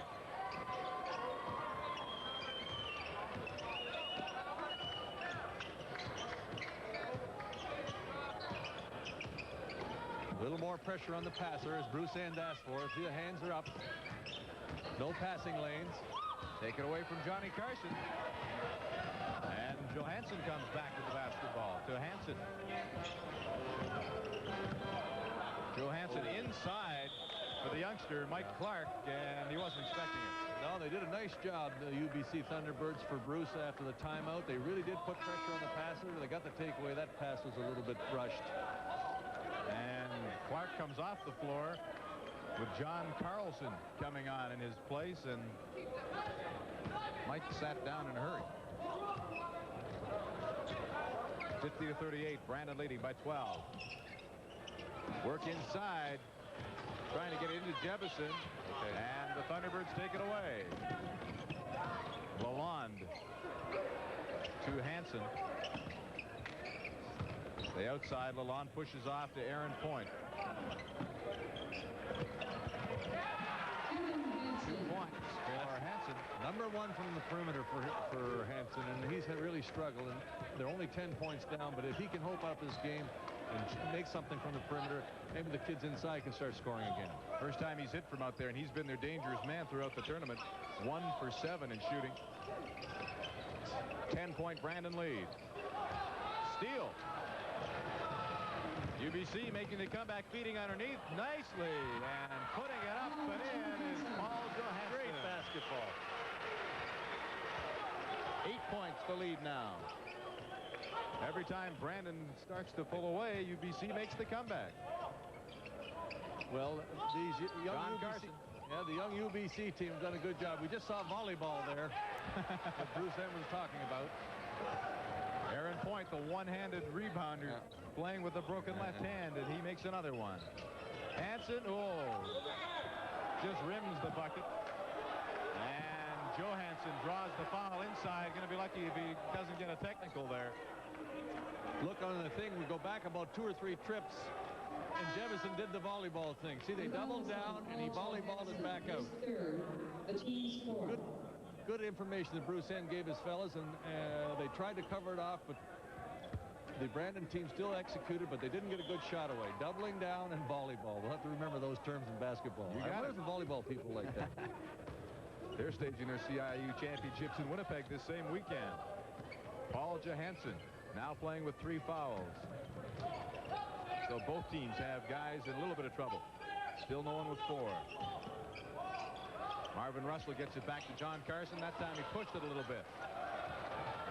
8-point lead. Thunderbirds bringing it back down court. Hansen goes over Carson. Aaron Point with the rebound. Has he been good on the boards this game? Listen, this is a 6-point ball game, and I think the Thunderbirds have been outplayed for almost every minute of this basketball game, and we have a new game, and Hemmings calls a timeout very wisely. He's got to straighten some things out. The Bobcats at one point 16-point leaders, now lead by 6. The CIAU championships will continue after this. Brandon calls timeout. They're first. Amazing.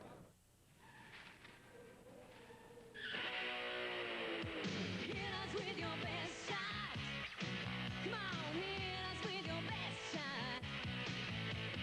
Hit us with your best shot. Fire away. The last thing you need is a broken windshield. That's why we'll come to you with our free mobile service backed with a Canada-wide guarantee. Standard Auto Glass. Hit us with your best shot. Fire away.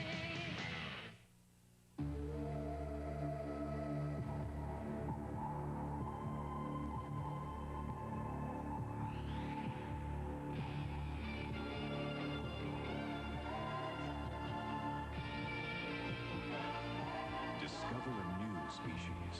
1988 Chevrolet Beretta for the way you drive today.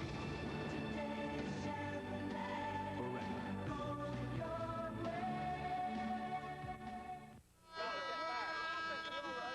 6-point lead for the Brandon Bobcats.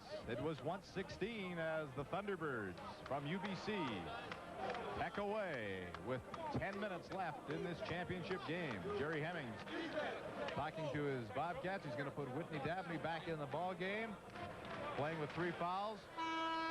He's asked his players to run what they call their high post offense, and there's the 2 big guys inside, one staying close to the basket and one getting out near the foul line, and see if they can pass the ball down inside. Whitney Dabney apparently is a very, very good passer. The 2 big shooters for the teams, Johnny Carson for Brandon. 7 of 10 from the floor in the first half, 3 of 6 in the second. And Carson going up there and getting fouled. Johansson, meanwhile, 4 of 11 and 3 of 6 in the second half. So the two big men for each team having their problems. Just what we thought would happen. They call it a high-low game. Whitney Dabney is a good passer and fed that ball beautifully to John Carson. Aaron Point now playing with 3. But he's been really aggressive on the boards, been their best man for UBC. It's good to see at the national level these players respond to their coach's instructions. The UBC kids did a great job defensively for Bruce. Out come Brandon, and they execute exactly what was asked. And that's why they're both here in the championship. Johnny Carson now with 30 points for the Bobcats. Back into that defense with the three little guys up in the zone and the 2 big guys down low. That protects Dabney from the foul situation, keeps him close to the glass. Lalonde hits for 2 points. 52-46. Still 6-point lead. That's Lalonde's first basket of the ball game. Jefferson puts it up. Carson did everything but come down with it. Eventually tips it to Lalonde. UBC trying to cut the lead to 4. They haven't been that close since the opening moments of the ball game. It's amazing. Ooh. 3 rims. Referee is asking the UBC players not to touch the ball because sometimes that sets up a press. Just a habit. Lalonde, who'd been cold all game, has now had the last 2 buckets for UBC. 52-48. Courtney Bailey drives inside and goes up for 2. Not a good hoop. Bruce wouldn't be happy with that. We went coast to coast, 94 feet, no defense. And that's the first points for Bailey, who's the field general out there for the Bobcats. Little walking with the ball by Lalonde. That's a technique that Bruce Enns tries to teach and calls it the step through. He stepped through, he picked up his pivot foot, however, and he was blowed for traveling. It's a unique technique that not a lot of coaches teach.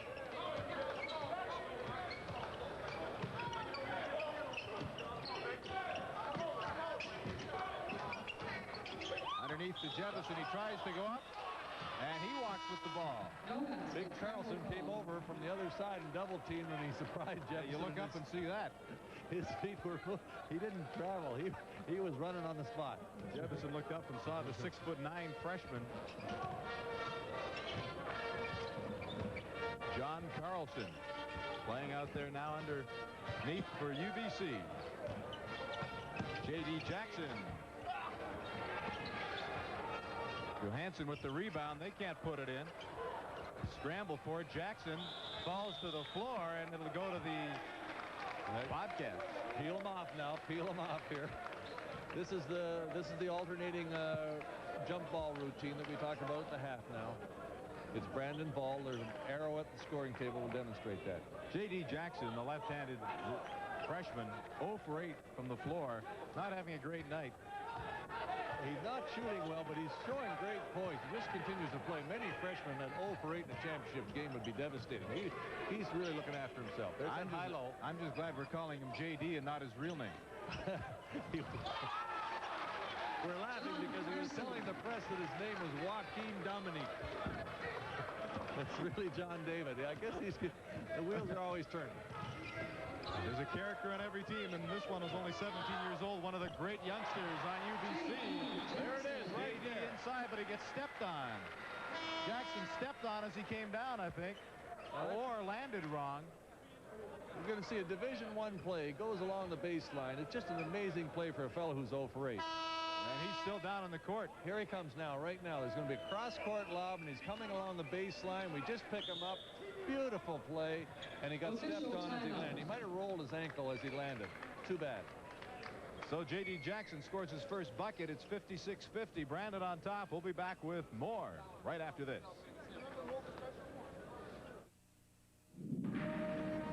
This is the beginning.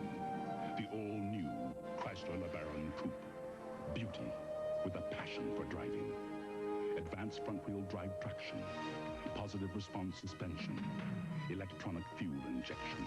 The thrust of turbo power. And a world of comfort inside. All with a Chrysler Protection Plan. The new LeBaron Coupe from Chrysler.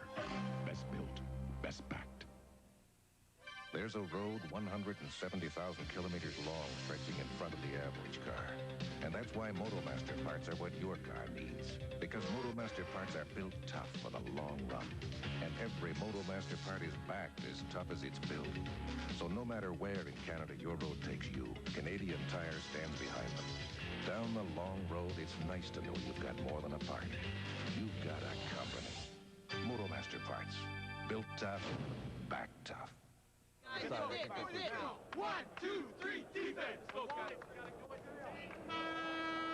Back at the Halifax Metro Center, watch J.D. Jackson, number 14. He goes up, puts it in, but watch him come down, and he just twists as he lands. Yeah, I think he was bumped in the air, and he landed on the side. They're taping it up. I don't think that he's hurt that badly. I think we're going to get him back in the game. Well, a lot of people have played with sprained ankles, and that's what they're going to do. It looks like over there is tape it up, and back he'll come in the ball game. Doesn't look like there's any swelling. Hopefully he'll be able to finish this off. Well, it's encouraging that instead of just icing it, they're actually going to tape him and let him play. Brandon back to that high post offense. Whitney Dabney in the middle. If they can get him the ball, he'll look to dish it down inside or to the wing. Jefferson drives inside. And the offensive foul gives UBC the ball, 56-50. Fourth foul. Big foul and very obvious. Good position. See the help from the other man. He ran right into him. The foul is on Patrick Jefferson. Jefferson His fourth. now playing very leery with 7:25 left. Big decision. He's going to take him out and wait for a couple minutes. Bring in Thomas. Some coaches believe when you have your fourth, you should play it out. Others would like to save the good players for the run at the end. And this one could have a run at the end. UBC only 6 down. Same zone by Brandon that they've been using. Very defensive basketball game, this one. Aaron Point underneath. Is there room? Yes. That was thrown in right over his head, but he did take a little peek. It was a very graceful shot. It might have looked awkward, but it was quite graceful. 17 points for Aaron Point, playing with a broken left hand. 4-point ball game. Brandon on top. Bailey drives inside. Dishes out front. Dabney up. Basket will count. Chance for the three. And a lot of coaches are going to say that what happens at the end of the tournament is the 6'8" fellas are still 6'8". Here he is right in the middle. Still strong. The other fellas trying to play with him, and none of them are off the floor. Only Dabney went off the floor. The big guys remain tall at the end of a tournament. The jumpers get tired. Kind of hard to argue with those observations. I think that's medical science or something there.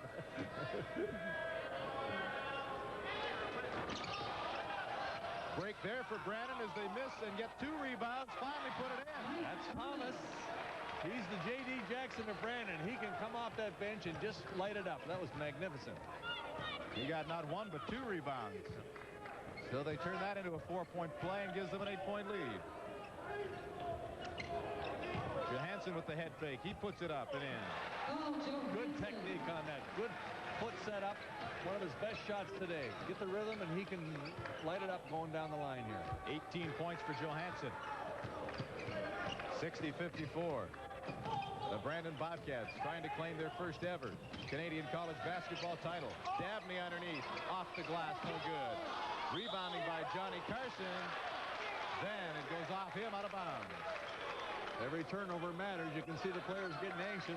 There's 10 referees out there all of a sudden because they need that basketball going down the line here. Just have to look at the expression on the faces every time that happens. Aaron Point. Johansson. Inside to Carlson, and Carson takes it away. John Carson taking from John Carlson. Young bodies, young hands. The mind is willing. Technique just isn't there yet. Don't forget, this UBC Thunderbird team starts 3 freshmen. They're going to be around for a few years. The game is very, very simple now. Both teams are coming down with the same offense. Not very fancy defense. We're going to see some execution rather than stunts. These teams can't fool each other at this stage in the ballgame. Aaron Point goes up off the glass, comes down with the ball himself. Inside again, and he can't put it in.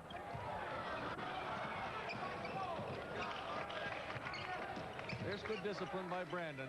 They're not a racehorse basketball team. He pulled it out nicely now and let Courtney Bailey get it organized. And Marvin Russell didn't rattle either. So in his third year underneath, Dabney with the jam. A little bit of a statement there. When that hoop almost comes off the backboard, you know that he's put it up. There it is. Whack. Now UBC have taken the timeout. That might kill the momentum.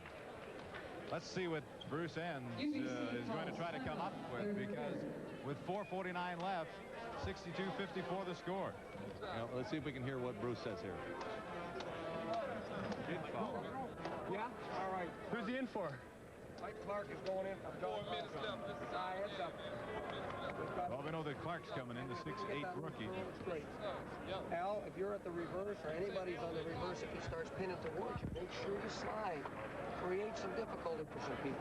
Let's start to move the defense up court a little bit. Stay in hand, but let's move it up court. And you know what? Listen, please listen to this. I know nobody's tired. So if their man is up here, the ball is here, please play ball you man and get up here. Make him throw over the top. If he happens to beat somebody, maybe a little jump and run. The guy who's guarding Russell and the 24 and the guy who's guarding 10 if necessary. Please, we don't want him getting splitting us. Don't want him splitting us. We stay in hand right now, but we got to put a little bit of pressure on the ball. Be ready. If we go into fist, make sure you know where in the world you are. Paul, you'll have a wing, huh?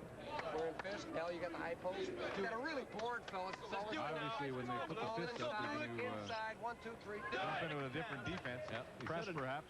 He said a number of things there. When he said don't let them split it, that is get between two men and get into a breakdown game like a 3-on-2 or a 2-on-1 game. They also, when he ran those little wrinkles on the floor, those were dribble moves, and he hopes that on offense they're going to be able to attack at the foul line. Let's see what happens. There he is. Marvin Russell on the arm of Johansson. Quick summer here. Brandon led by 16 early in the ball game. It was close to 7 at halftime. It stands right now at 8 points. Johnny Carson has led the Bobcats with 32 points. Patrick Jefferson with 12. He's in foul trouble. Johansson's at 18 and point 17 for the Thunderbirds. Now Bruce asked them to pick up their defense. Here we are at the 10-second line and make them throw it over the top. That is, get it between the ball and the receiver. Johnny Carson throws an air ball, but they rebound inside. Mike Thomas puts it in. Little fatigue showing there. 10-point Brandon lead.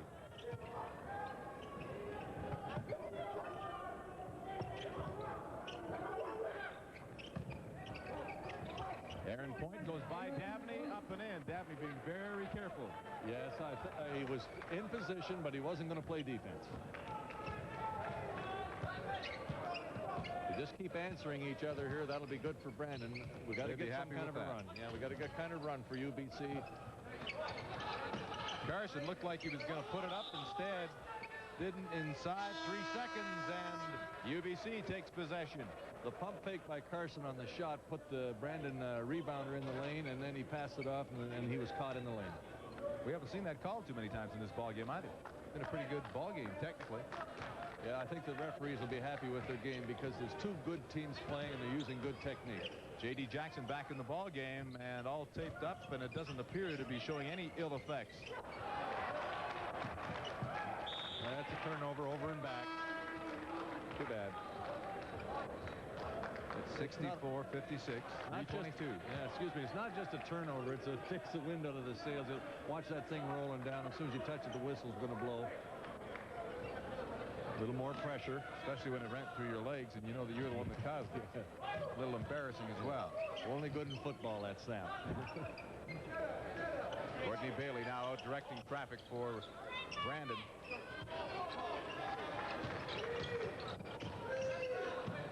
Johnny Carson.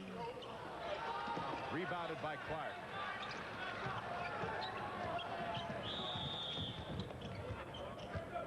Brandon is in their favorite offense. They call it the diamond, with the 4 fellas on one side and Carson on the other side. And they try to play all on one side.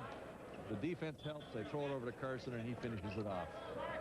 Whistle was blown because a paper airplane was fired out onto the floor. They had a little contest at halftime, and every once in a while, someone still flings one down.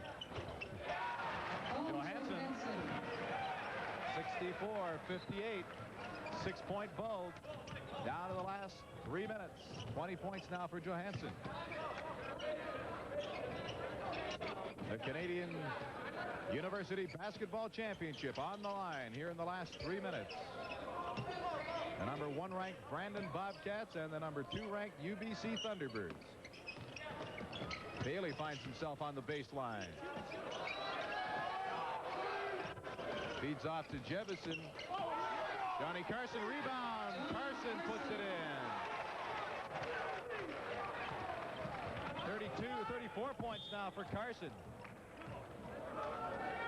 And timeout is called. 2:10 to go. 66-58 the score. As Bruce ends. Uses another timeout. UBC calls timeout. Therefore. All kinds of exciting basketball action here at the Metro Center, and also later today on Wide World of Sports. We'll have the Race Across America, a punishing marathon bicycle race across the U.S., as well as the Canadian Women's Ski Championships from Roslyn, BC. Al McCann will be there doing the play-by-play on that one as Canada's top women skiers go out in the treacherous course. All that later today on CTV's Wide World of Sports. This is a setup that Brandon's been in all night or all afternoon. There's 4 players on one side, and we can't pick up Carson. He's up. Here comes the 4th player over. Now Carson's on the back side of this. If it comes into her vision, you see, they're trying to get the ball to the man inside. There's 8 players right there. And this is the formation they've been in. And they throw it to Carson on this side of the floor. He chose not to shoot, but that's where he's been shooting from all night. They call that their diamond. Brandon 11 of 23 from the floor in the second half. UBC 14 of 32. Johansson puts it up. Courtney Bailey chasing it down for Brandon. Puts it up. Doesn't fall. Draws the foul, however. Flat out speed. He just flew right by the check. I'm not even sure if Johansson fouled him, but it looked like it. Here we'll see it. He just flat out speed right by. Went right by. Oh, he did get a piece of it. Right on the ball from that angle. Yeah. Are we doing our 3rd referee thing here? Well, you said you had to get a few in. All right. 6,000 people here at the Halifax Metro Center. We know many, many more across the country. There'll be fans all across Manitoba cheering for Jerry Hemmings and his Bobcats at this moment. And you know, one thing that I have to point out, George Berger, we mentioned here earlier, and Jerry Hemmings been at that program for a long, long time. They've gone through some trying moments. They're on probation. And I think this is one of the real positive things, and they have to be proud of the effort put forth by their basketball program this season. Well, it's a basketball team with great discipline. They're in the position now to win this thing up by 10 with less than 2 minutes. But Aaron Point is answering. UBC still has to get the ball off them and get some successive scores and get the clock stopped, or this game is going to wind out. 68-60, 8-point lead, 1:32 left in the ball game. You can see Brandon's discipline. They back the ball out and they're ready to use up the clock here. UBC can't get into the foul process yet, but they're going to have to soon because there's only a minute left in the ball game. Dabney inside, underneath, Carson with the jam. Is he having the game of his life in his finale? Is that the end of a basketball career in Canada? 36 points for John Carson. A punctuation point. Dotting the I's and crossing the T's, John Carson is right now.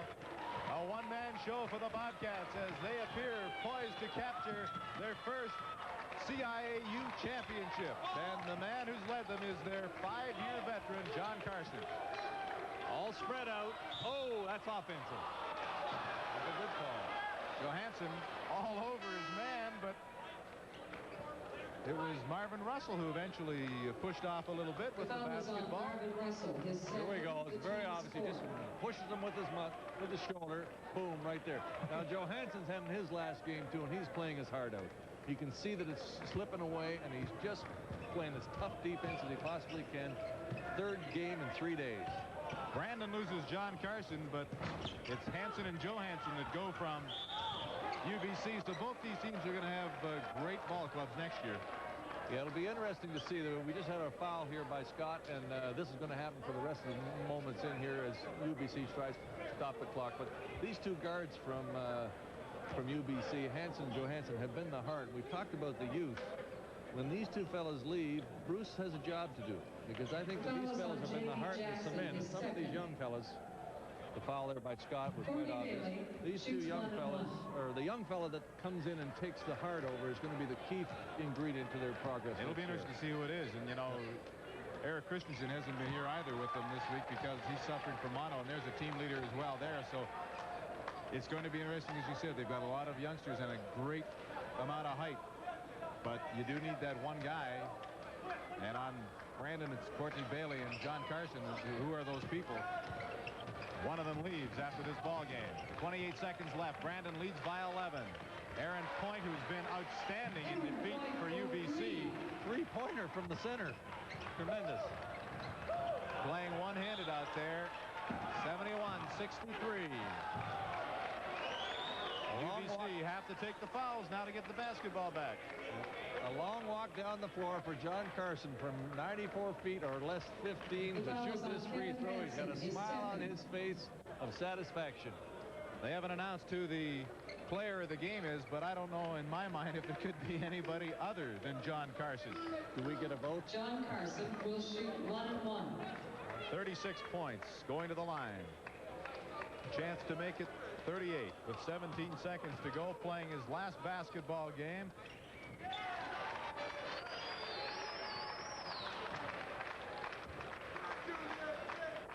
They've announced the all-stars of this tournament and the MVP, and John Carson is that man, the MVP of the tournament and an all-star. The other all-stars of this tournament is Johnny Carson. Puts it in. That's wonderful. That's just wonderful. You hear the fans here. Three-point play by UBC at the buzzer as the Brandon Bobcats are the new CIAU basketball champions, and it couldn't have ended on a more dramatic moment as far as Johnny Carson is concerned. As he went up and jammed one, UBC came down and put another one in, but the tournament MVP, number 42, John Carson, last year's Mike Moser winner, as the outstanding player in the country this year, wraps up his career. 5 years at Brandon, and every year he was an all-Canadian. What more can you say about that man? Earl Roberts and the rest of the assistant coaches carried Jerry Hemmings off the floor, and a happy bunch. George Berger and the gang at the Brandon bench. The Brandon Bobcats at 1 point, 16-point leaders early in this ball game. UBC fought back 7 points at the half and closed to 4 at 1 point here in the second half. But in the end, the outstanding speed and height, the maturity perhaps, of the Brandon Bobcats against that young group of UBC Thunderbirds gives Brandon the championship. The final score, the Brandon Bobcats 74 and the UBC Thunderbirds 66. We're back with more from Halifax after this. Crunchy Dairy Cream Peanut Buster Parfait.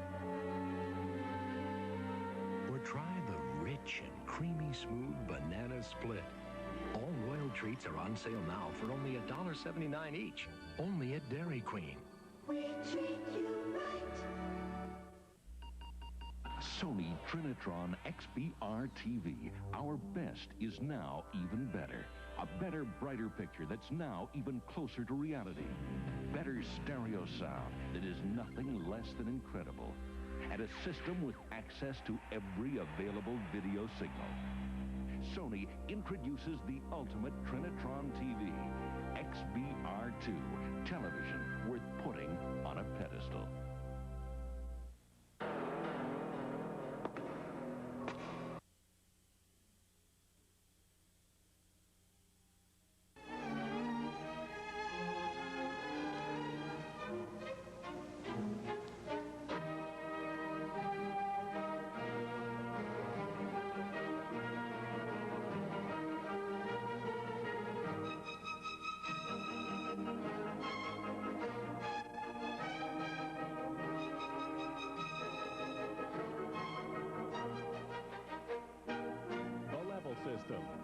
exclusively at Taurus Golf.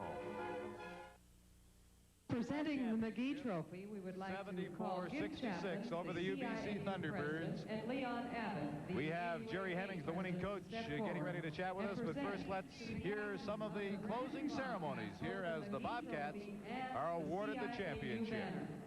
Congratulations.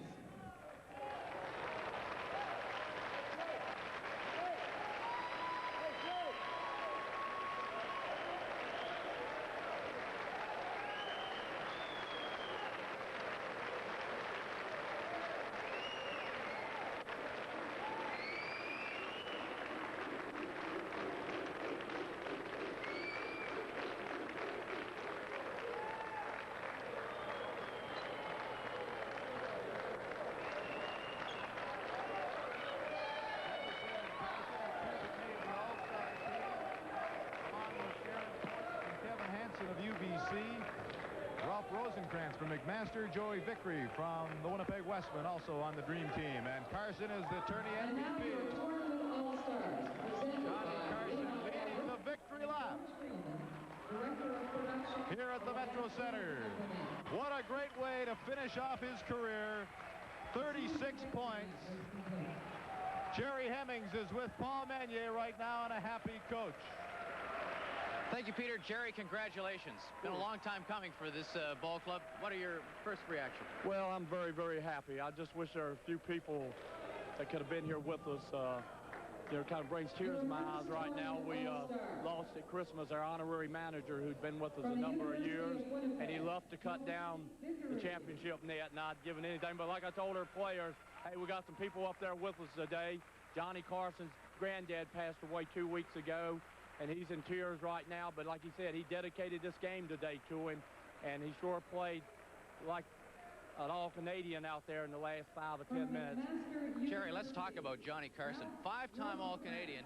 This is back in 1984, of course, losing to Victoria, a heartbreaker for him. You could see the adrenaline flowing throughout his body today, especially towards that last minute where he gave us some very authoritative jamming. Yeah, I think Johnny wanted to put the icing on the cake there, and we're very happy. We'd been to the National 6 out of the last 8 years. We lost in 80 and 84, so we've been knocking at the door. It was nice it opened for us, and I'd like to say hello to everybody back in Brandon. Got some good fans back there, and I'm sure they're happy, and we'll be in there Monday night, and we'll expect a celebration. I bet you'll get a big one. Congratulations, Jerry. Thank you very much. That's it for the 1987 Men's Basketball Championships. You saw it all here. A great game. The Brandon Bobcats wing it by 8 points. Final score, 74-66. The Brandon Bobcats over the UBC Thunderbirds. This is Paul Meunier in Halifax for Peter Young and Don McRae. Goodbye.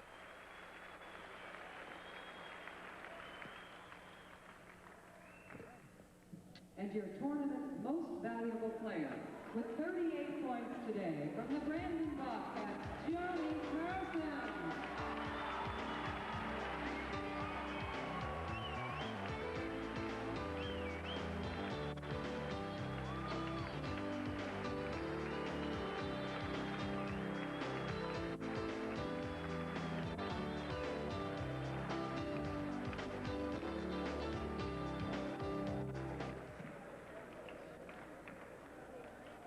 I would now ask David Miller, our tournament chairman, to step forward to present the gold medals to the champions from Brandon.